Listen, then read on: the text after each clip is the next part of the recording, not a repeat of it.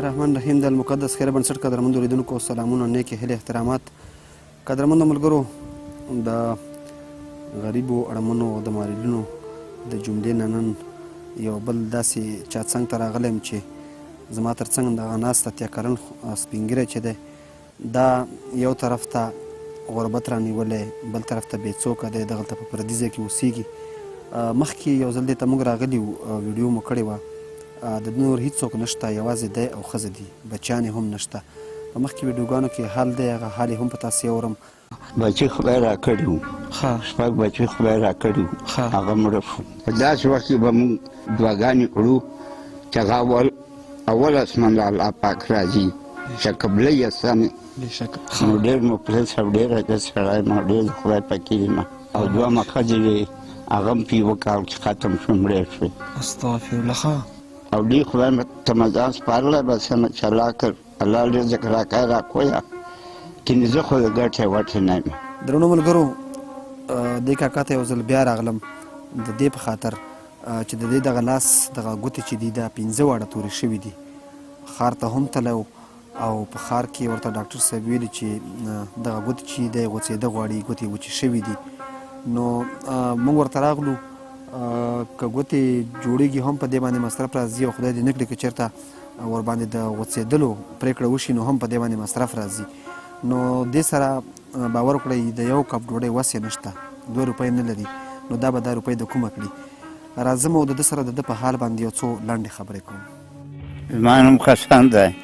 حسن کاکا، په دې لاس باندې څه شوي وو؟ دې له مسیرم راوړ هغه وبا کې، او بس کور کې راواچو، او بس سیرم بیا لږ بند شو، بیا ویز بیا رواج خلاص شو. خو چې سبی شو دا ګوتې تورې دي او اوس هم تورې او پړسېدلي. او ښار ته خو نه یې تللی دی؟ دا کوم ډاکټر ته خو ښار له ورغلم، ښار کې یوه راته وویله چې بس دغه 5-6 ستنې واخله دا ووه او بیا به بیا راشئ. او زه اوس بې وسه یم، وس نه لرم.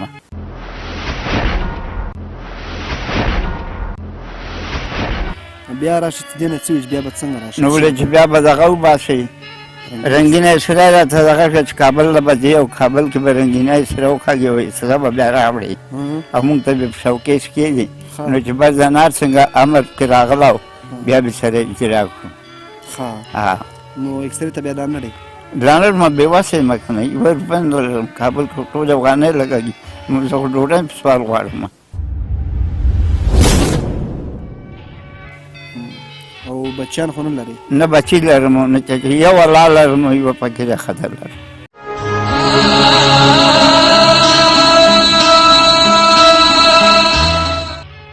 هغه ملګري که دې وطن کې دننه یو که باندې ما سره کومک وکړه، که دې علاج ما غوڅېږم چې ما سره کومک وکړه، او که نه غوڅېږم چې علاج وشي او ما خدای روغ کړه. درنو ملګرو، وایي ډېرې خبرې په کتابو کې ښې دي، خبره هم دومره وه او موضوع هم دومره ده چې تاسو یې دې کاکا په دې مرستیا باندې پوه شوئ. په تېره وبا کې دې کاکا ته چې څوک یې نه وو، په یوه خلطه ورته خپل یو کلیوال ماشوم راوړې ده.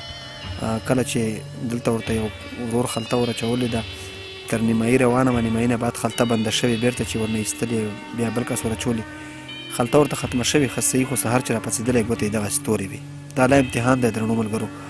خو دی اوس څو ځل ما ته راغلو چې زما نه دومره ویډیو وکړه، دومره زما د حاله خبر کړه چې فقط که دا ګوتې ما نه غوڅېږي هم چې نور بدن ته مې نقصان ونه رسېږي، ځکه ډاکټرانو ورته ویلي چې که د دې په وخت غم ونه کړې نو ستا نور بدن ته دغه توروالی رسېږي او دغه بدن دې نور هم وچېږي، نو بیا به یې نه د نورو ځمکو د غوڅېدو وس وي او نه به یې د روغېدو وس وي. نو اوس که تاسو په هېواد کې بهر ملګري یې، که په هېواد کې دننه یې، دا کاکا ډېره خلک پېژني او یقیني زه درته وایم چې دا یو دی د یوه ښځه ده او دلته د یو څه رشته دارو سره اوسېږي، بل یې هېڅوک نشته. او همیشه خیرات، زکات او هغه پیسې چې څوک یې خیراتي کوي هم دته د ده برخه پکې وي، ځکه چې ټولو خلکو ته معلوم دی چې دا یو اړمن شخصیت دی، څوک نه لري د ګټې وټې. څه وخت مخکې په دغلته بازارونو کې کرښې خرڅولې، په مخکې ویډیو کې تاسې ذکر اورېدلی شئ، ده ویل چې زما دغه لاس رپېږي، باد نیولی، د کرښو اپریټ هم په دې لاس باندې نشم ټینګولی، هغه چمچۍ باندې هم چاته څه نشم راچولی. نو اوس به دومره مشکل انشاءالله نه وي. تاسو ملګري که چا څومره هم وس کېږي دغه برخه کې را سره مرسته وکړئ، او که نور وس مو نه وي دغه ویډیو د شتمنو سره شریک کړئ او په بهر هېوادو کې خلک دي د هغو سره یې شریکه کړئ. انشاءالله یو څوک به رامهربانه شي د ډېرو معلولینو د ډېرو مریضانو دا چې تاسو په مرسته باندې شوی، نو د دې ملاتړ هم را سره ټول په شریکه وکړئ. ډېره زیاته مننه.